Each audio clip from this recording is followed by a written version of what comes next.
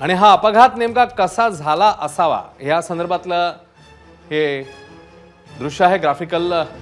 ही train जी एके ठिकाणी थांबली होती चेन पुलिंग केल्यामुळे, बाजूने दुसरी ट्रेन वेगाने आली, कर्नाटक एक्सप्रेस जी होती ती, आणि त्याच ट्रेननी या ट्रेनमधनं ज्या व्यक्तींनी उड्या मारल्या त्यांना धडक दिली, त्यांना चिरडून ती ट्रेन पुढे गेली।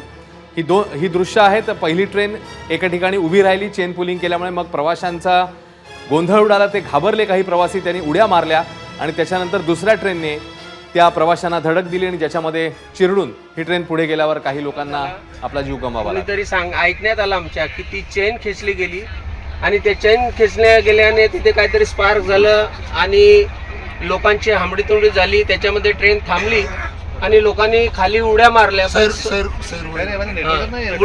उड्या मारत असताना समोरून एक बेंगलोर एक्सप्रेस येत होती, त्याच्या खाली आम्ही स्वतःनी बघितल्या नाही पण सांगण्यात आलं की एक 10-12 जण त्याच्यामध्ये कापली गेली। 2 बॉड्या फक्त आम्ही बघितल्या ट्रेनमधून। जेव्हा आमची ट्रेन इथून चालू झाली त्यावेळेस आम्हाला फक्त 2 बॉड्या बघायला भेटल्या। आम्ही या गाडीमध्ये प्रवास करत असताना एक 4च्या सुमारास आम्हाला असं समजलं की गाडीमध्ये आग लागली, परंतु ती चुकीची खबर होती, गाडीमध्ये आग लागली नव्हती। लोकांना काहीतरी गैरसमज झाला, कोणीतरी ऐकण्यात आलं आमच्या की ती चेन खेचली गेली आणि ते चेन खेचल्या गेल्याने तिथे काहीतरी स्पार्क झालं आणि लोकांची हांबडीतोंडी झाली, त्याच्यामध्ये ट्रेन थांबली आणि लोकांनी खाली उड्या मारल्या।